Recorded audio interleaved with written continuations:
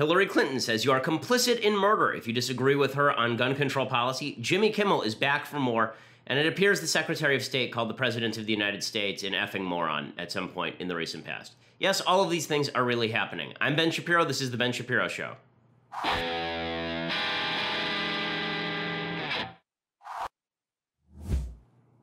The inevitable decline into stupid continues, and we will cover all of it. The Rex Tillerson thing is pretty amazing. I mean, he actually, there's a report from NBC News that suggested that he had called the president a moron back during the summer, and instead of him just sort of brushing it off, he decided to do a full-fledged press conference, so we have a clip of that, and we'll show it to you a little bit later because it's pretty amazing. Plus, Jimmy Kimmel just couldn't leave well enough alone. He decided to go back on the air last night and double down on the "you're mean and cruel if you disagree with me on gun control." So we'll go through all of that. But first, I want to say thank you to our sponsors over at HELIX Sleep. So lately, I have not been getting a lot of sleep. Why? Well, the last couple of nights, it's because I'm on the road. Guess what I'm not sleeping on when I'm on the road? My HELIX Sleep mattress. HELIX Sleep is the best mattress there is in the world. Okay, helixsleep.com/Ben. You take their simple 2 to 3 minute sleep quiz, and they build you a custom mattress that will be the best thing that you have ever slept on. For couples, they can even personalize each side of the mattress. Everybody from GQ to Cosmo to the New York Times, they're all saying that HELIX is fantastic because it is, and it's a no-risk proposition. So you go on, you fill out their algorithm, they send you the mattress in the mail, you unwrap the box, and it inflates right in front of you because it's foam, and then you sleep on it. It's great. You can try it for 100 nights. If you don't like it, they'll come, they'll pick it up, they'll refund you the money, so no risk. helixsleep.com/Ben. Right now, you get $50 toward your custom mattress. That's, again, helixsleep.com/Ben. $50 toward your custom mattress. And that is helixsleep.com/Ben for $50 off your order. Okay, so a lot going on in the world. We begin today with more fallout from Las Vegas. So President Trump, yesterday, he did sort of what he likes to do when he's asked a question that he doesn't know the answer to, which is he says, "I'll think about it." So yesterday, the media asked him about gun control, and here was Trump's answer. We have a tragedy. We're going to do, and what happened in Las Vegas is in many ways a miracle. The police department has done such an incredible job, and we'll be talking about gun laws as time goes by. Okay, so the very end of it is what people are focused on. The left is focusing on where he said that what happened in Vegas was a miracle. Of course, he's only talking about the law enforcement response. He's not talking about the shooting itself. People taking him out of context here are ridiculous. Clearly, he's not talking about Americans being murdered being a miracle. But it's that last part where he says, we'll talk about gun control as time goes by, that has a lot of people on the left very hopeful. Now, is Trump actually going to pursue that? No, he's not going to pursue any of that. That's Trump's go-to when he doesn't know what to say or he just wants to say something to leave the media with something to think about. But the reality is that Republicans are not pushing gun control right now because no gun control measure that I can think of or that anyone on the left can think of would have stopped what just happened in Las Vegas. Why? Because it was unprecedented, because it was unthinkable, and because the guy bought all of his guns legally, or at least the ones he used legally, apparently, and because he passed all federal background checks, had no symptoms of mental illness, from what we know. That's what makes this whole thing so mind-boggling, this whole deal. So one of the things the left's been doing, as I discussed yesterday at length with Jimmy Kimmel, is they have been jumping on their high horse and suggesting that if you disagree with them about gun policy, it's because you're bad. Now, in order to do that, very often what the left likes to do is trot out people who have been victims of gun violence, people who were shot. And they say, well, these people know better than anyone.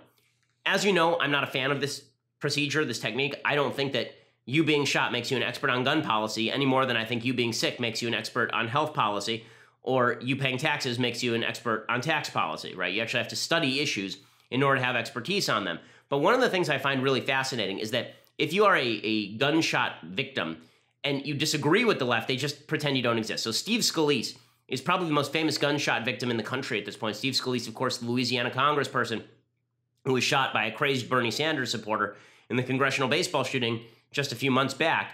And Steve Scalise was asked specifically about Las Vegas and the Second Amendment, and here was his answer. Inevitably, questions about the Second Amendment are raised by what happened in Las Vegas. It happens almost immediately. Have you, your experience of your own and what you saw in Las Vegas, has it changed how you feel about any of that?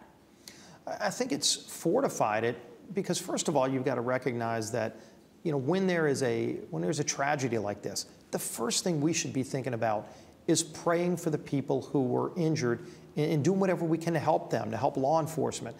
We shouldn't first be thinking of promoting our political agenda. Okay, but he's not allowed to say that. Steve Scalise doesn't exist. Watch as he disappears from the media, even though, again, he's the most famous gunshot victim in the country right now. Why? Because he still has principles, and he has good reason for this, okay? If there hadn't been armed guards there at the congressional baseball shooting, he'd probably be dead now. The fact is that it was arms that stopped that monster, that bad human being, and it's arms that stopped the guy in Las Vegas. If the police don't approach the room, the guy doesn't shoot himself. He just continues firing down into the crowd. Again, the evidence that gun control would solve any of the problems that you saw in Las Vegas is really weak or non-existent. Leah Labresco, she's a statistician and former writer at 538, and she has a Washington Post column today that I think is really worthwhile, talking about how before she started researching gun deaths, gun control policy used to frustrate her, and she used to be anti-NRA, and she used to think that shrinking magazine sizes and all of this would actually help with gun deaths and mass shootings. And then she did the research, and she found that that isn't true. Here's what she wrote, quote, "My colleagues and I at 538 spent 3 months analyzing all 33,000 lives ended by guns each year in the United States. I wound up frustrated in a whole new way. We looked at what interventions might have saved those people, and the case for the policies I'd lobbied for crumbled when I examined the evidence. The best ideas left standing were narrowly tailored interventions to protect subtypes of potential victims, not broad attempts to limit the lethality of guns."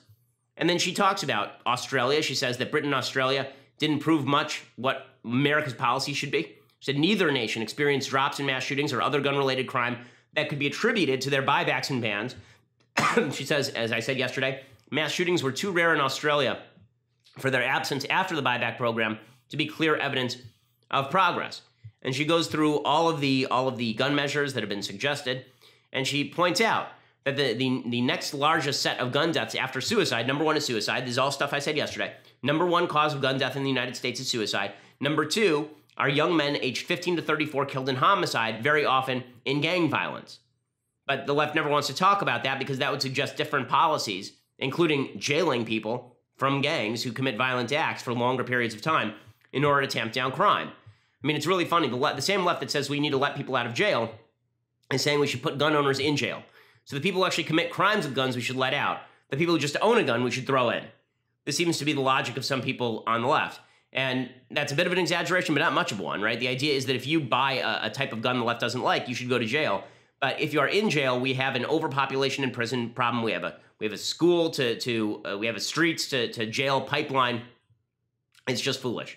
Okay, so we should release all those people, but we should put all the law-abiding people who want to buy a gun that you don't want them to have in jail. None of this makes sense. None of it is effective. But again, none of this has to do with policy for the left. The left thinks that it's going to win on emotional lines because very often it does, right? On healthcare policy, the left does win along emotional lines. On gun control, it doesn't. The reason is too many Americans own guns. Too many people are familiar with how guns work. There are hundreds of millions of guns in the United States of America. And the implication that everyone who is somehow a gun owner is part of this evil is just absurd to people. That's not stopping the Democrats, though. So Hillary Clinton yesterday, she came out and she said, Republicans are complicit in Vegas. Do you feel like they're complicit, the GOP, the NRA, in the gun epidemic we're seeing in America? Of course they are. Of course they are. You know, the Brady bill actually kept 2 million guns out of the hands of people who weren't supposed to have them. If we had gone forward with the background check capacity that we should have had, and that it was up to date. My gosh, we computerize everything, and we can't computerize that. Mm-hmm. Dylan Roof was never supposed to get that gun that he used to kill people at Mother Emanuel Church in Charleston because he had a pre-existing arrest that should have disqualified him. But the system, you know, is deliberately kept all creaky and slow. This is beyond absurd. This is evil. Mm-hmm. This is nothing but pure, unadulterated greed motivated by people who want to sell as many guns as they can to engage in a falsity of fear and rhetoric about why everybody has to have guns. Okay, what absolute nonsense. What absolute nonsense. So everybody who wants to be able to buy guns legally, these are the people who are the problem, and people are deliberately keeping the system leaky. Okay, so here's the background on Dylan Roof, just so that you have the factual background. According to the New York Times, despite having previously admitted to drug possession, Dylan Roof was allowed to buy a .45 caliber handgun because of mistakes by FBI agents, a failure by local prosecutors to respond to a bureau request for more information about his case, and a weakness in federal gun laws. So what happened? Apparently, the authorities' inability to prevent Roof from obtaining the weapon highlighted the continuing background check system problem, which was intended to keep guns out of the hands of criminals. Despite new procedures and billions of dollars, the federal authorities still do not have a seamless way of examining Americans' criminal histories that eliminates human error. Okay, do you think that Republicans don't want to eliminate human error? Democrats were in charge of the government for a huge percentage of the time, right? Barack Obama was president when all of this happened. He could help facilitate this. It's his FBI. Right, but somehow this is Republicans' fault, right? They're evil. They're evil. They want people to shoot people so that they can sell more guns. If you really believe that, you don't know any gun owners and you don't know any Republicans. The Democrats, though, are starting to really, I think, reveal what they think about gun owners and what they think about guns, which is refreshing. I mean, I like when there's a little bit of honesty in this process. And in just a minute, I'm going to show you what Democrats have been saying about what sorts of guns they want to, what sorts of guns they want to ban. It's pretty amazing. But first, I want to say thank you to our sponsors over at Blue Apron. So Blue Apron is the #1 fresh ingredient recipe delivery service in the country. Their goal is to make home cooking accessible to everyone. Now, cooking together builds stronger family bonds and makes sure that you eat healthier. And in many cases, it's less expensive than going to a restaurant. Because right now, you can spend under $10 per person for delicious meals. Here's some of the meals that they are now serving, okay? It sounds pretty great. Cheesy chicken, black bean enchiladas with salsa verde, maple gravy smothered pork chops. I haven't had pork. I've heard it's good. Stewed collard greens and sweet potatoes, spiced cauliflower and pepper with jasmine rice and cilantro yogurt sauce. I mean, this is gourmet kind of stuff, and you can cook it yourself when they send you the fresh ingredients. Again, for less than $10 per person per meal, they deliver these seasonal recipes, and you can choose from a variety of new recipes every single week, or you can let their culinary team surprise you. They don't repeat a recipe within a year, so you will never get bored. So that's pretty awesome. Each meal comes with a step-by-step, easy-to-follow recipe card, pre-portioned ingredients. It can be prepared in 40 minutes or less. So go and check it out right now. And when you go to blueaprons.com/Shapiro, you get $30 off your first meal with free shipping. $30 off your first meal with free shipping by going to blueaprons.com/Shapiro. You will love how good it feels and tastes to create these amazing home-cooked meals. A lot of folks in the office are subscribers to Blue Apron for a reason. blueaprons.com/Shapiro. It is indeed a better way to cook. Use that /Shapiro so that they know that we sent you, and also so you get the $30 off your first meal with free shipping. Okay, so there's Hillary Clinton doing the moral posturing, and the moral posturing is designed to undergird a program of gun seizures. How could this have been prevented? Is there a law? Congressman Himes ultimately said yes, he'd be for a ban on semi-automatic rifles like the AR-15. How about you? Well, absolutely. I mean, let's just be clear that the pace of these epic mass shootings, 10 or more people being killed, doubled after the assault weapons ban expired. That's not a coincidence. I think we also have to look at these aftermarket modifications that allows you fairly to turn an automatic weapon, turn a semi-automatic weapon into an automatic weapon. But, Willie, I also don't think we can be caught in this trap. I think the gun lobby wants you, in the wake of one of these mass shootings, to only talk about the policy changes that would have affected the shooting that happened the day before. We have to get back to the evergreen changes, things like universal background checks that, frankly, probably would have stopped many of the other murders around the country that happened on Sunday before the shooting started in Las Vegas. Okay, so number one, so again, that is not true. Many of the guns that are used in crime, I believe the majority of guns that are used in crime are not obtained legally. The idea that in mass shootings, the people are not going through federal background checks is not true. This shooter did go through a federal background check. I believe that the shooter in the Pulse nightclub shooting went through a federal background check. So the idea that all of these measures would have stopped any of this is not true. But notice what he glosses over there, and that is that he says he supports a ban on semi-automatic rifles. Okay, understand that's pretty much every rifle in the country. Pretty much every rifle in the country is a semi-automatic rifle because, again, a semi-automatic just means you pull the trigger once and one round is fired. That's all a semi-automatic means. AR, people think it stands for assault rifle. Of course, it does not.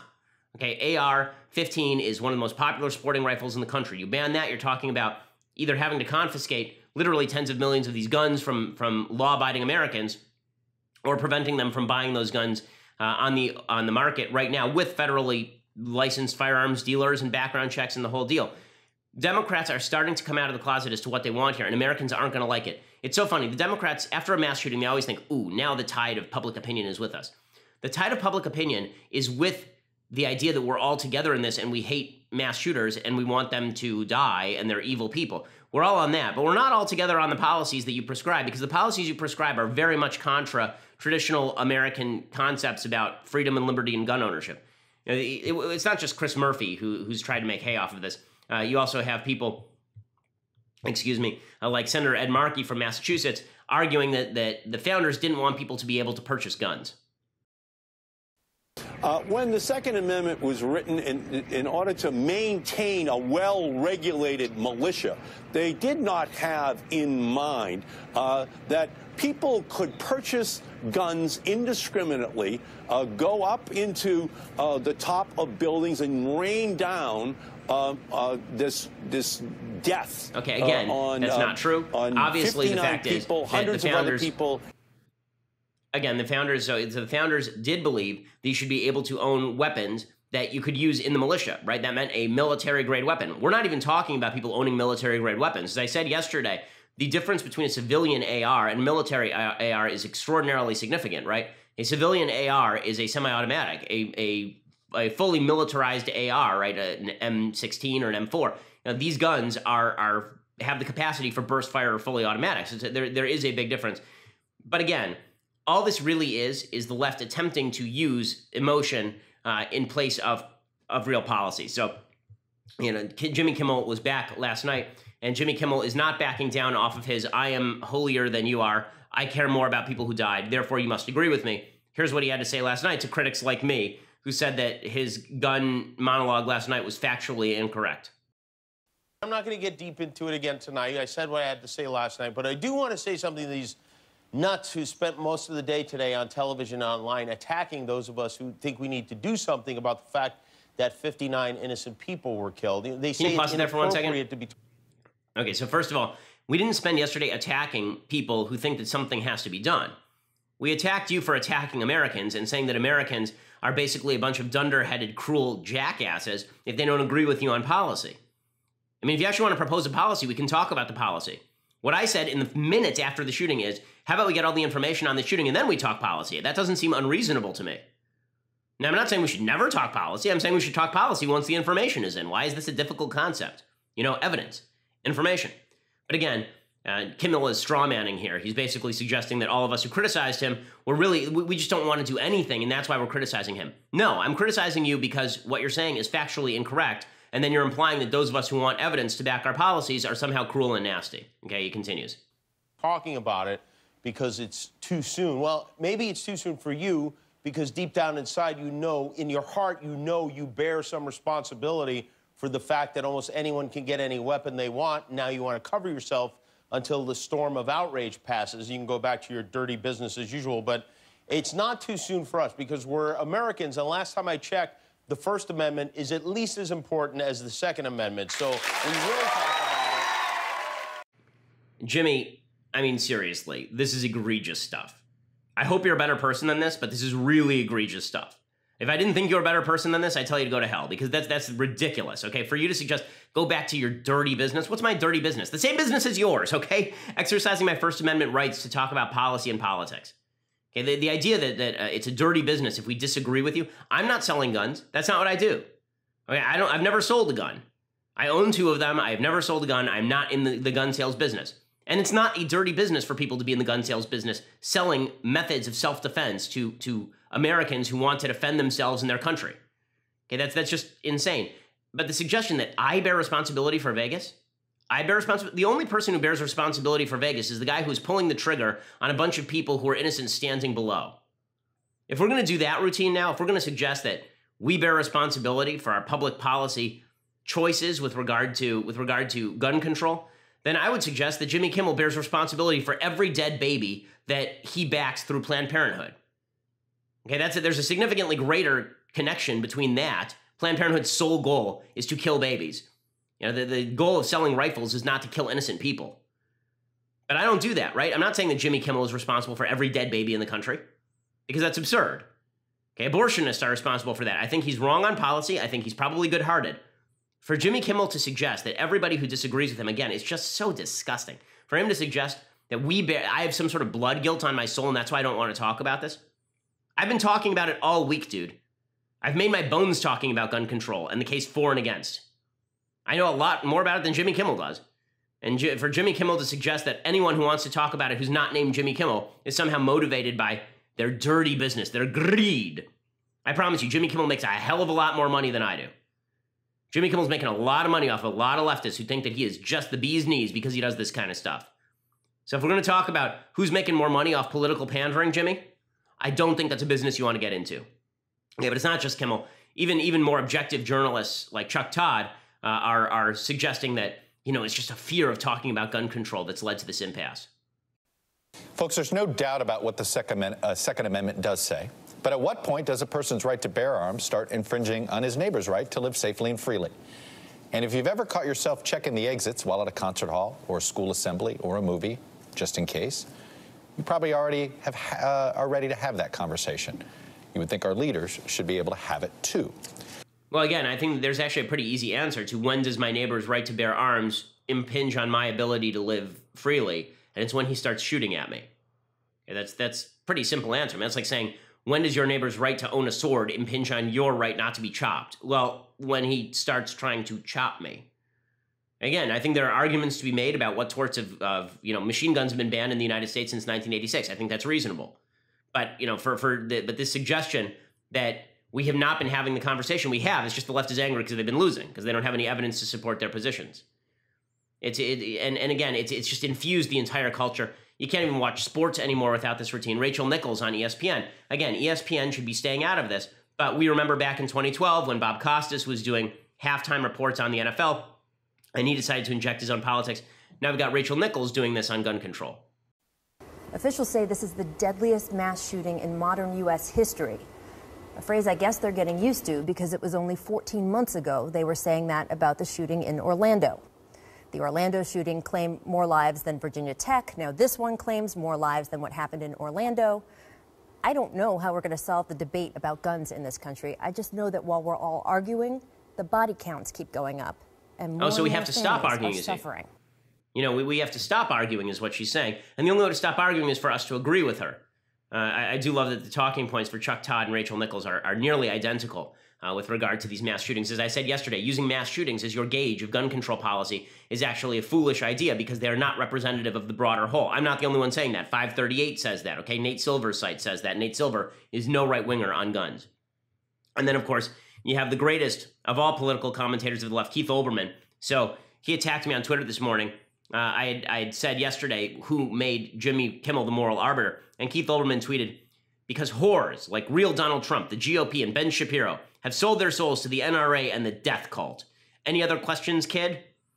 So, a few things. Number one, is the suggestion that every single person in the United States who owns a gun and believes in gun rights is part of a death cult?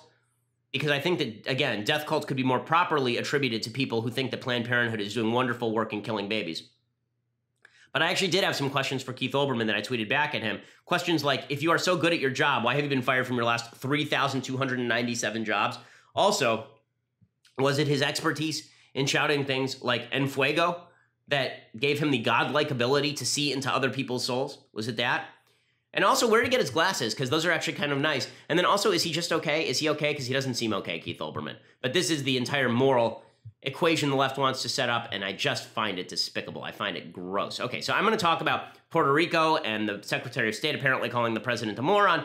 Before I get to any of that, I first want to say thank you to our sponsors over at My Patriot Supply. So if you feel like it's like things are chaotic, if you feel like there are threats from foreign places, if you feel like you look at North Korea and it's threatening, and you look across the sea and there are foreign threats and there are natural disasters, and you figure, you know what might be a good idea? Having some food in the house in case things go bad. Well, that's why you need to spend $99 and get 102 servings of breakfast, lunches, and dinners from My Patriot Supply. This is their survival food supply for just $99, and right now you can order it at 888-803-1413, 888-803-1413, or online at preparewithben.com. Again, just $99 for 102 servings of breakfast, lunches, and dinners. So your family's going to be fed for a month, right? Because that means that if something goes wrong, you don't have to rely on the government, you don't have to rely on the grocery store being stocked.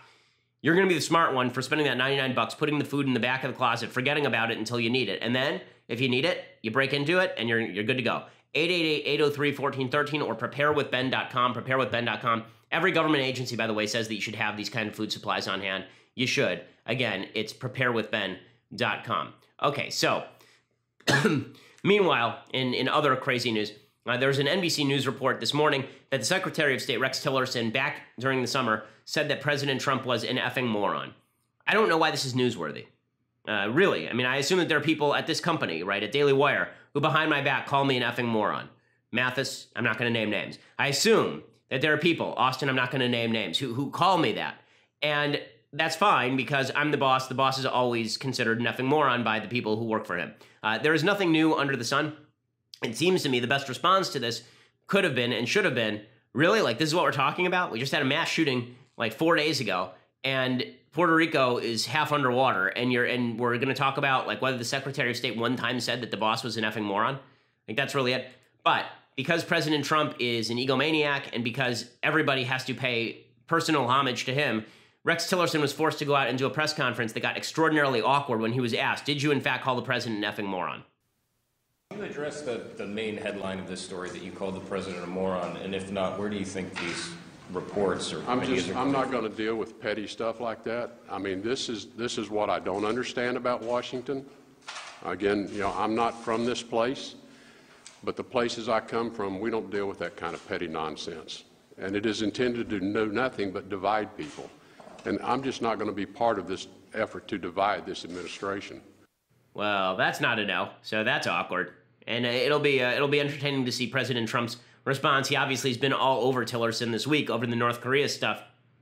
Tillerson's going to go. It's just a question of when. It appears, by the way, that the Trump administration is going to do something good and pull out of the Iran deal. That is the latest news. I will bring you updates on that as they unfold, if it unfolds during the show. If not, then we'll cover it over at Daily Wire, obviously. But that would be good news. That would also be over the objections of Tillerson, who's become a rather marginal figure inside his own State Department. So all of this is quite fascinating. Is it a dumb story? Yes. Is it kind of funny that the Secretary of State called a press conference just to not say that he didn't call the President of the United States a moron? Yeah, I'm going to go with that's not great 40 MAGA chess. That didn't seem particularly brilliant to me. Okay, in other news that was not particularly brilliant, so President Trump goes to Puerto Rico, and he says some stuff. Now, all he had to do going to Puerto Rico was basically go there and look somber for the cameras, because it is a somber thing, and help hand out supplies, do exactly what he did in Texas, right? In Texas, he did it right. He did it exactly correctly, no criticism. In Puerto Rico, for some reason, it was like Trump just decided that he wanted to have some fun. And so before he even gets there, first he says to Puerto Rico, I hate to tell you this, but you've thrown our budget out of whack, which is a very weird comment in the middle of a hurricane relief effort. Here's Trump saying that. Mick Mulvaney is here, right there, and Mick is in charge of a thing called budget. Now, I hate to tell you, Puerto Rico, but you've thrown our budget a little out of whack, because we've spent a lot of money on Puerto Rico, and that's fine. We've saved a lot of lives. Oh, well, there it is. A little bit, they've thrown the budget out of whack. How terrible. So people were like, what? And then Trump today said, don't worry, we're going to settle Puerto Rico's debt problem. They're not going to have to pay their debts. People on Wall Street are going to get hurt. So what happened to the Puerto Rican bond market? Because everyone figured they're not getting paid back now. So just good stuff from President Trump there. I can't imagine what Tillerson had to say about it. And then Trump did something that's even worse in terms of PR. Here is President Trump going out there and throwing paper towels into the crowd like Kobe Bryant swishing jumpers.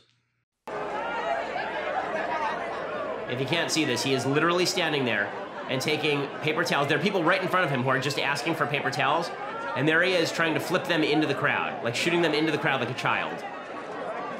I mean, he's going to go out there with like a paper towel cannon like he's at a baseball game. And everybody's looking at him incredulously like, really? This is what we're going to do now? And here he is, just throwing things into the crowd as though, you get paper towels, and you get paper towels, and you get paper towels. So I think that this is absurd. It's not good image. I mean, for a guy who's made his career based on image, this is not a good image. You don't want to look flip about hurricane relief. Like, if you were at a blood bank, you wouldn't start taking bags of blood and flinging them around the blood bank. It is kind of hilarious. I have to admit, I laughed when I saw that. But you can always count on the left to turn something that is an imagistic win for them into an imagistic loss. So instead of them just saying inappropriate for President Trump to be so flip about hurricane relief and that picture's really not great, you want the president to be taking this seriously. Instead, you have Democrats completely going off the rails and suggesting the most absurd things. So here is the council speaker for New York City saying that Trump was treating people like animals in Puerto Rico. This president needs to be called out for his lack of seriousness to this humanitarian crisis. And this visit today was an utter disgrace and an insult to the Puerto Rican people. To be throwing and lobbing paper towels at us as if we were animals, is really making light of a situation that is very severe. Throwing it to us as if we were animals? Like, that wasn't what I got. I got that Trump is, well, to use Rex Tillerson's word in these sorts of situations, a moron. Like, I think this was stupid. I don't think it's malicious. He's like, well, these people are animals. It's like I'm feeding the monkeys at the zoo. I really don't think that that's what's going through Trump's head. Again, the left can't contain itself. The mayor of San Juan, who has been in a hate-hate relationship with Trump for the last few days. Trump went to Puerto Rico, was nice to her, and then she was nice to him for a minute, and then he left, and then she started ripping him again. Here she is ripping the paper towel stuff. This was a PR 17-minute meeting. There was no exchange with anybody, with none of the mayors. And in fact, this terrible and abominable view of him throwing paper towels and throwing provisions at people, it's really, it does not embody the spirit of the American nation. You know, that is not the land of the free and the home of the brave, that the beacon of democracy that people have learned to look up to. Okay, so over the top. So again, if Obama did this, I'd be all over him. You would be too. Let's be real about this. We'd say he was being flip about it. But this, it's not. This is not America. This is not the beacon of democracy. Like, come on. Like, everybody just take it down a level. Take it down a level. And it was the same thing. The media has been just overplaying its hand on everything. They can't just call it out to the extent to which it's wrong. They have to go overboard by leagues. So yesterday, here was Trump praising the low death count in Puerto Rico. Now, that is something that, it is worth noting that Puerto Rico's had, I think, about 40 deaths, something in that neighborhood, which is supremely awful. When people were comparing the Haitian crisis to Puerto Rico, however, it is worth noting that the Haiti earthquake that happened, I think it was 2010, that the Haiti earthquake ended up with the death of something like 100,000 people. The Haiti earthquake. I want to look up the actual number of dead in the Haiti earthquake. But it was way higher than this. And here was Trump basically saying that. So the casualty figures, by the way, from Puerto Rico, where I'm looking it up, apparently it's anywhere from 100,000 to 300,000 deaths in Haiti. In Puerto Rico, we are talking in the dozens. And that is largely due to the federal government, or at least in part due to the government's ability to bring aid in timely fashion. In any case, here's Trump basically saying that, and then the media goes nuts anyway. But I'm just very, very proud of the fact that, if you look at just one statistic, 16 deaths, that's a lot of deaths, far too many deaths, but 16, if you look at Katrina, they had in the thousands, and this was a storm the likes of which nobody has ever seen. And, we had FEMA here before the storm even came. They were on the island during the storm, and they were on the island before the first storm. You got hit by 2 hurricanes.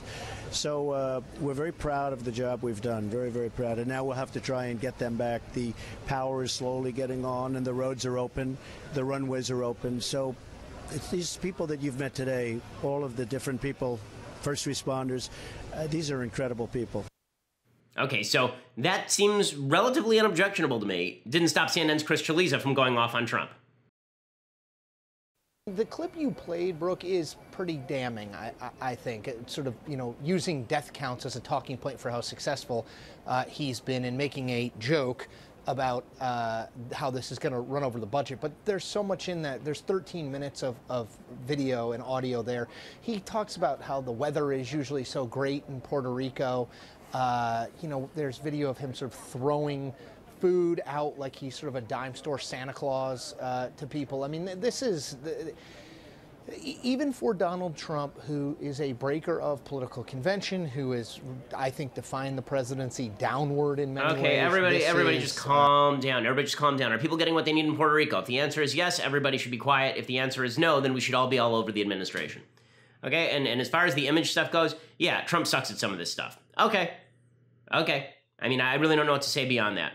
Okay, so I do want to get to some stuff I like and stuff I hate and a little bit of Bible talk, but before I do any of that, I first want to say thank you to our sponsors over at Texture.com. So, as you know, I'm an information addict. That means that I read and read and read and read, and some of the stuff I love to read is all the stuff from the magazines. Well, if you get a subscription to a magazine, these magazines off the rack will cost you $5-6. Right now, over at Texture, you're getting, for access to 200 magazines, you get a 14-day free trial right now You get a 14-day free trial, and it's normally $9.99 a month. So first of all, great deal in the first place. $9.99 a month, and you get digital access to over 200 magazines. But right now, if you sign up at Texture.com/Ben, you get a 14-day free trial. You can look back in their archives. It's entirely digital, and they have all of the magazines that you'd want to read. Everything from Entertainment Weekly to Sports Illustrated to National Geographic to Reader's Digest. Again, just for a subscription to one of these magazines, it probably costs you as much as the entire Texture subscription. Excuse me. So go over and check it out right now at Texture.com/Ben. Again, 14-day free trial at Texture.com/Ben. Go and check it out. That lets them know that we sent you as well. Terrific service. I use it. My wife uses it. We really enjoy it. Okay, so time for some quick things I like, and then some things I hate, and then we'll do Bible talk. So first, things I like, and then we'll break. So things I like. Today, the thing that I like is a very long thing I like. So Mathis knows, because we traveled last week together, that the TSA has some new rules, and one of those rules is that you have to take books out of your book bag sometimes. And so they picked exactly the right day for this, because I wanted to look super pretentious and awful. And so the only book that I had in my backpack that day was indeed Leo Tolstoy's War and Peace. So I'm midway through War and Peace. It is extraordinarily long. A lot of people like the peace parts better than they like the war parts.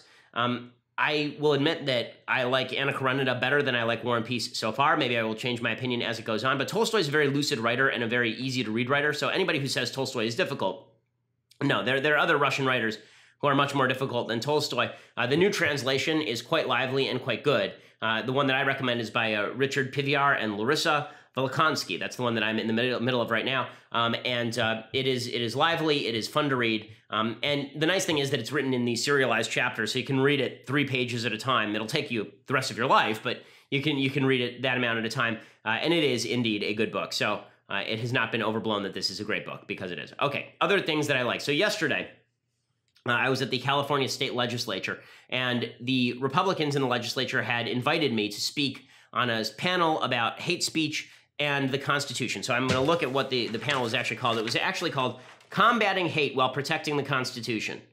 Okay, so you would assume that this would have something to do with how to fight hate groups, but half of this was about stuff that happened on campus, like at Berkeley where I was speaking. So they were conflating 2 issues. They were conflating the problem with actual white supremacist groups and the violence that's going on campus, the implication being that a bunch of hate groups, so-called hate groups, are showing up on campus, or white supremacist groups. I like to be specific, because when people say hate group, sometimes it's like Southern Poverty Law Center hate group, which just means conservative. So they were conflating white supremacists and like any conservative who shows up on campus and Antifa beats the crap out of people. So the Republicans wanted to have me come and speak. They wanted to have me on a panel. The Democrats in the state legislature would not allow this. They had 11 witnesses. These witnesses included people like Erwin Chemerinsky, the dean of UC Berkeley, who spoke about the First Amendment and is quite pro-First Amendment, obviously. They had a senior investigative researcher from the ADL. They had a 5-person panel that was basically an intersectional festival of victimhood, where people talked about how much they were victimized by hate crimes in California, which is fine, except then there was a lot of talk about intersectionality and the level of political discourse and why the relevance of your identity group is relevant to the credibility with which you speak, which I think is a bunch of nonsense. And then finally, they had a bunch of people, including Andrew Greenwood, who's the chief of police at Berkeley. So they ended up having, as I say, 11 people on these panels, but they couldn't make any time for me on any of the panels, despite the Republican request. Now, listen, I'm not a victim. That's fine. I don't care. They relegated me to the public comment portion of this. So the public comment portion of the hearing, you get 2 minutes and 2 minutes only. So I'm going to play that for you. But if you want to actually watch it, you're going to have to subscribe. So for $9.99 a month, you too can get a subscription to dailywire.com. You can go check it out right now. You get the rest of today's show live. You get the Ben Shapiro show live every day, video version you get live, and later you can download the entire video version without ads. You get the Michael Knowles show live. You get the Andrew Klavan show live. You get all of them on video. You get to be part of our mailbags. You get to correspond with us, which is awesome. And if you get the annual subscription for $99 a year, then you get the Leftist Tears Hot or Cold tumbler the world-famous Tumblr that all seek but few have achieved. You can get that with an annual subscription, so go over to dailywire.com right now and check it out. And by the way, it helps us with making sure we can get the podcast done every day and continue to bring you great content. So that is always very helpful to us. So please subscribe if you haven't done it yet. Or if you just want to listen later, then download it, iTunes, SoundCloud, subscribe at YouTube, and then you can listen later. We always appreciate you leaving a review as well. We are the largest, fastest growing podcast, conservative podcast in the nation.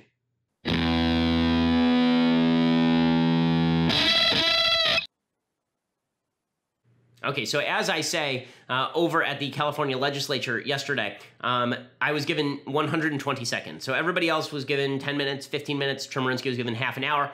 I was given 2 minutes in public comment, which, they just open it up and whoever is there can talk. So here's a little bit of tape of what I said. I sort of reamed out the Democrats on the panel.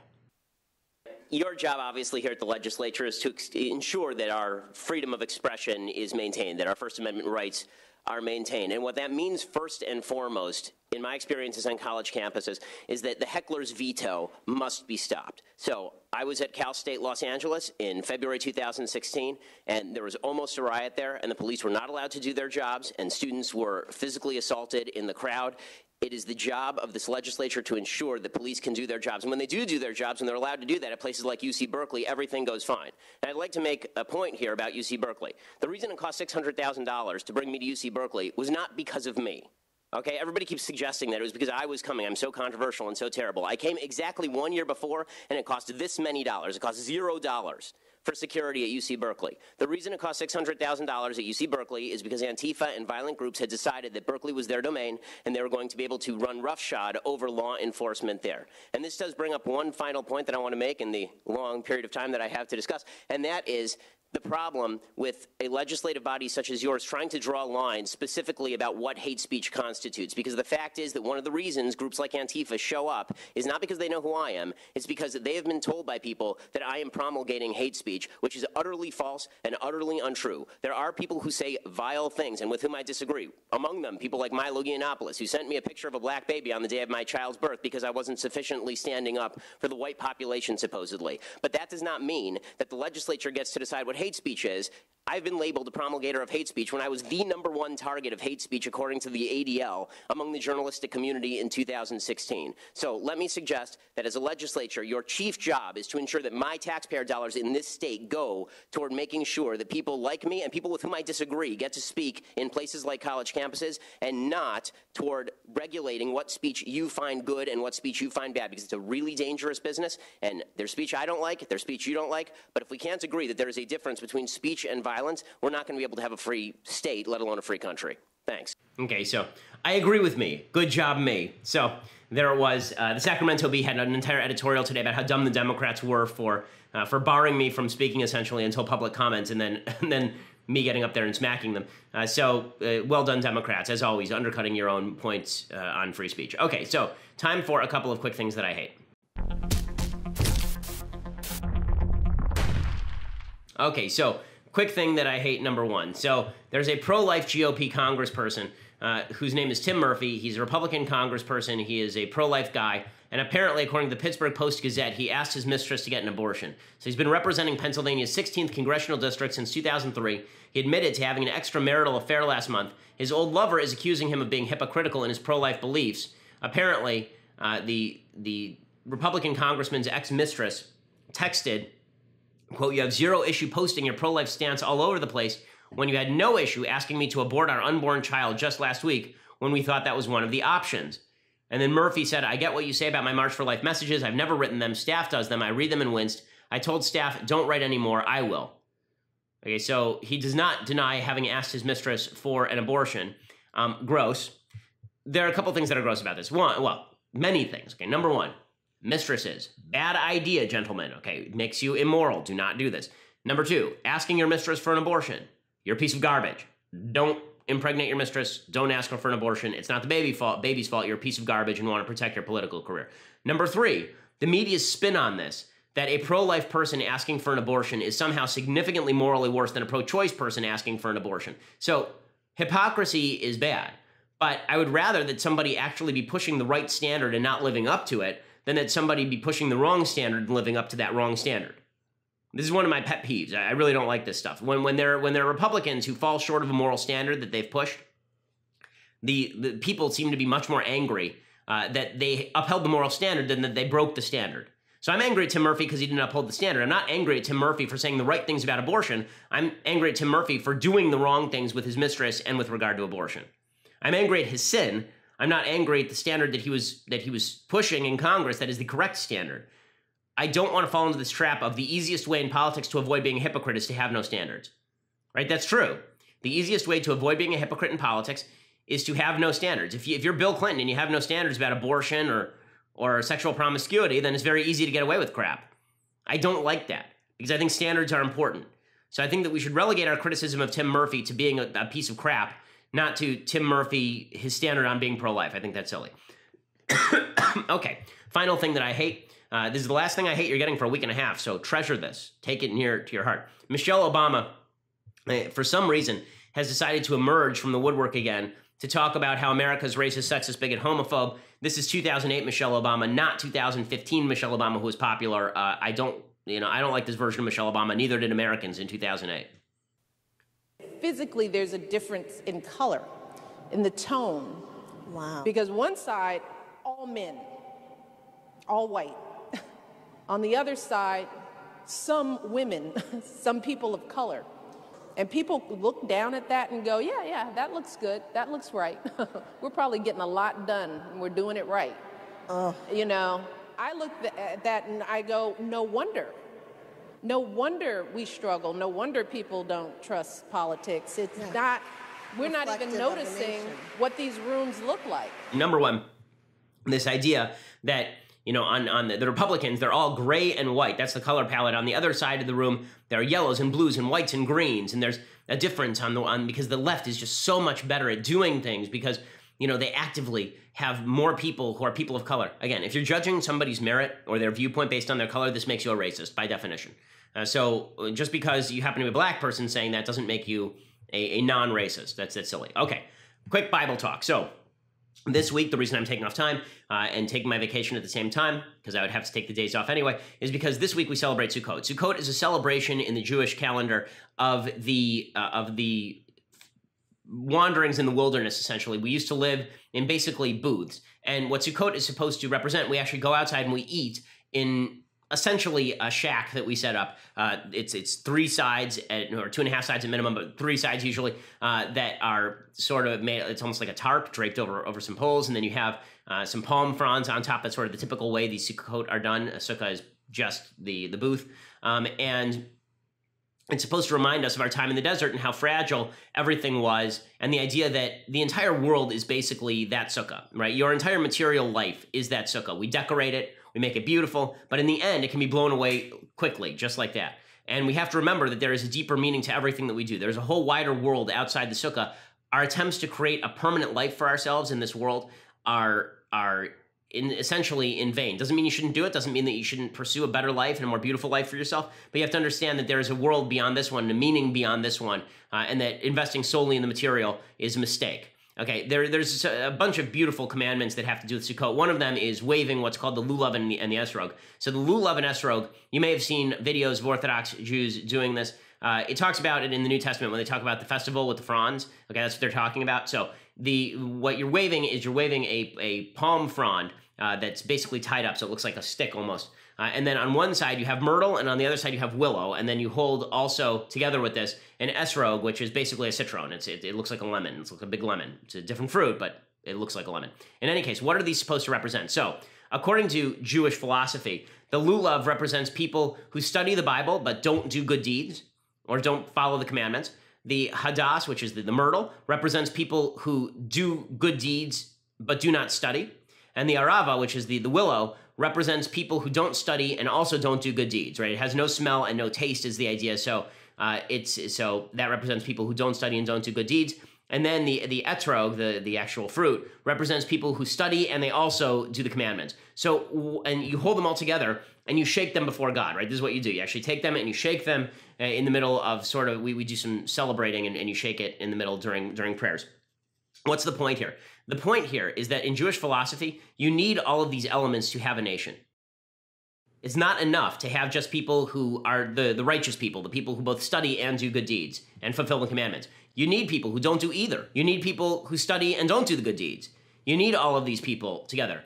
The Jewish people and people generally are composed of all sorts of these people. And we have to recognize that our inherent value to God doesn't necessarily lie only in what we are individually, but what we are collectively. And that is people who care about one another, people who try to help one another, and people who recognize each other's weaknesses and still recognize that we're brothers and sisters. I've talked a lot about unity this week because in the aftermath of something like Vegas, it's easy for us to fragment, and it's tragic that we fragment. If we're going to come back together, we need to recognize that it takes all types in the United States in order to make a country, and we have to move toward the notion that we're friends and not enemies, or the country is going to fall apart, and it shouldn't. Okay, so with that message, I leave you for a week and a half. I will be back a week from Monday. Please, as I said last time, no Disneyland if everybody keeps ruining things. So please get it together, everyone, and stay safe out there. Care for your families, and I'll see you in a week and a half after my vacation. My well-earned, if I may say it, vacation. We'll see you after a week and a half. Love to everyone, and we'll see you then. I'm Ben Shapiro. This is The Ben Shapiro Show.